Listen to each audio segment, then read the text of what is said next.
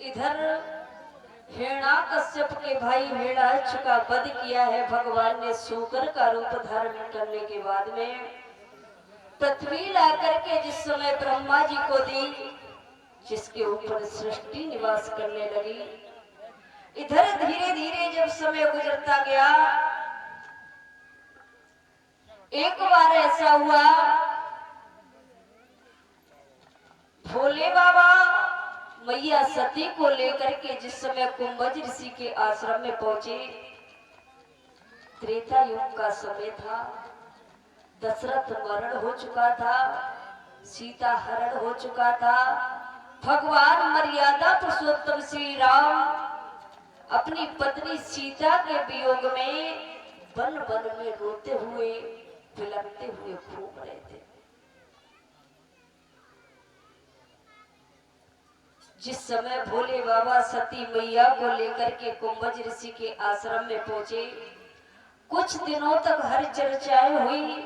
उसके बाद में जब भोले बाबा सती जी को लेकर के वापस कैलाश पर्वत की ओर आ रहे थे, तो भोले बाबा ने क्या देखा कि भगवान मर्यादा पुरुषोत्तम श्री राम अनुज भ्राता लक्ष्मण को लेकर के सीता की खोज में वन वन में भटक रहे हैं। और जैसे ही भोले बाबा ने देखा, तो उसी समय भोले बाबा को प्रभु राम को प्रणाम करने की जिज्ञासा हुई। इधर मैया सती ने जैसे ही देखा, तो जवाब दिया है भोले बाबा,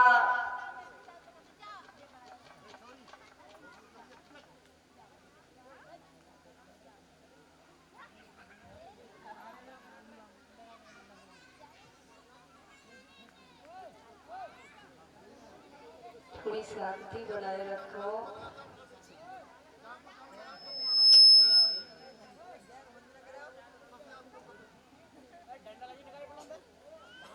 जी अपने अपने लाइसेंस घर में बंद करके आओ। बोलिए गोविंद भगवान की।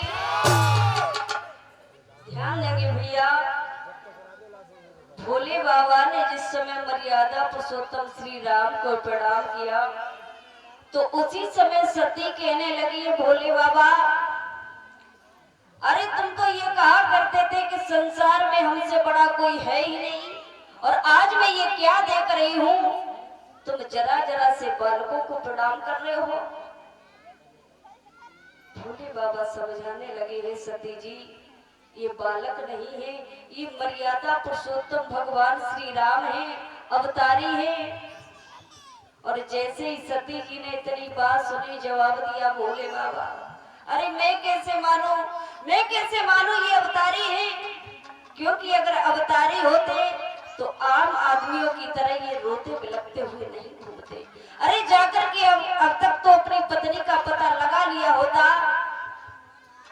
मैं ऐसे नहीं मानूंगी। भोले बाबा कहने लगे, सती जी मान जाओ।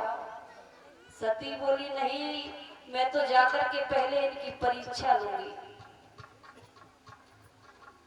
भोले बाबा कहने लगे, सती जी अगर तुम नहीं मान रही हो तो जाओ और जाकर के परीक्षा ले लो। उसी समय सती जी भक्तों वहां से चली, तो क्या हुआ,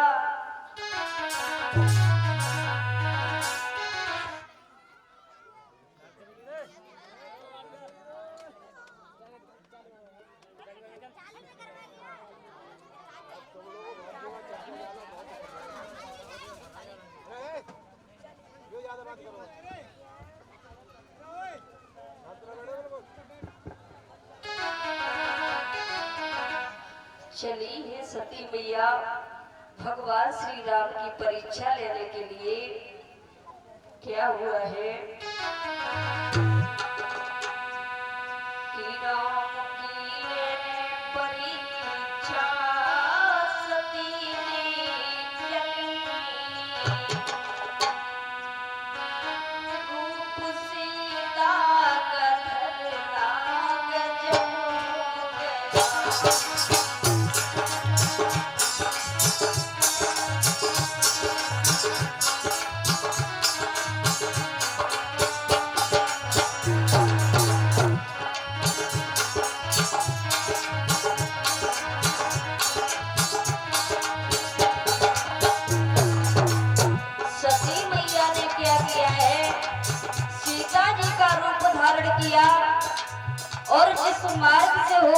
भगवान श्री राम जा रहे थे, उसी मार्ग में जाकर के बैठ गई। हुआ क्या,